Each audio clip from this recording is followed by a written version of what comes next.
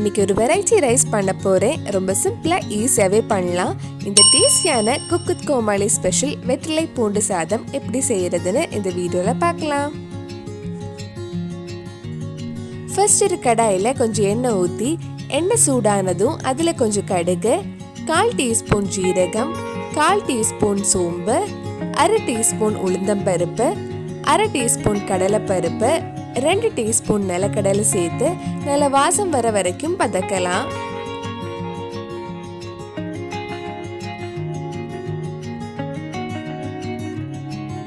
இப்போ இதில் 3 காஞ்ச மிளகாயும் கொஞ்சம் கருவேப்பிலையும் சேர்த்து வதக்கிக்கோங்க. நம்ம சேனலில் இதுக்கு முன்னாடி நிறைய குக் வித் கோமாளி ரெசிபிஸ் பண்ணியிருக்கேன். அந்த ரெசிபிஸ்லாம் நீங்கள் இன்னும் பார்க்கலைன்னா அதோட லிங்க் இது டிஸ்கிரிப்ஷனில் இருக்குது. மறக்காமல் அந்த வீடியோஸும் போய் பாருங்கள். இப்போ இதில் 10 சின்ன வெங்காயம், 10 பல் பூண்டு சின்னதாக மெல்லிசா நீளமாக கட் பண்ணி வச்சுருக்கேன். இதுவும் சேர்த்து வதக்கலாம்.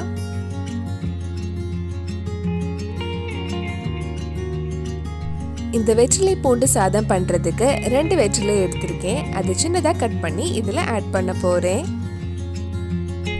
வெங்காயம் பூண்டு வதக்கும் போது தேவையான அளவு உப்பு போட்டுக்கோங்க.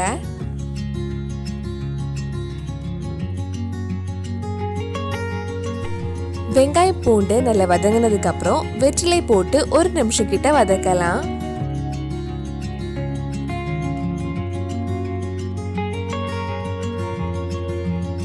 இது கொஞ்சம் வதக்கினதுக்கு அப்புறம் இதில் 1/4 டீஸ்பூன் மஞ்சள் பொடி, 1/2 டீஸ்பூன் மிளகாய் பொடி, 1/4 டீஸ்பூன் நல்ல மிளகு பொடி, 1/4 டீஸ்பூன் ஜீரக பொடி சேர்த்து அந்த மிளகாய் பொடி பச்சை வாசனை போகிற வரைக்கும் கொஞ்சம் நேரம் வதக்கலாம். மிளகாய் பொடி நல்ல மிளகு பொடி உங்கள் காரத்துக்கு ஏற்ப போட்டுக்கோங்க. கடைசியா 1 கப் சாதம் இதுல போட்டு ஒரு 2 நிமிஷம் கிட்ட லோ ஃப்ளேம்ல நல்லா மிக்ஸ் பண்ணா நம்ம சுவையான வெற்றிலை பூண்டு சாதம் ரெடி ஆயிடும். சுவையான வெற்றிலை பூண்டு சாதம் ரெடி ஆயிடுச்சு. கண்டிப்பா நீங்களும் இந்த ரெசிபி உங்க வீட்ல செஞ்சு பாருங்க. பிடிச்சிருந்தா இந்த வீடியோவை லைக் பண்ணுங்க, உங்க ஃப்ரெண்ட்ஸ் அண்ட் ஃபேமிலிக்கு ஷேர் பண்ணுங்க. வேற நல்லா குக் வித் கோமாளி ரெசிபி நம்ம சேனல்ல ட்ரை பண்ணலாம் கீழே கமெண்ட் பாக்ஸ்ல சொல்லுங்க. நீங்க இன்னும் என்னோட சேனலை சப்ஸ்கிரைப் பண்ணலைன்னா மறக்காம சேனலையும் சப்ஸ்கிரைப் பண்ணுங்க.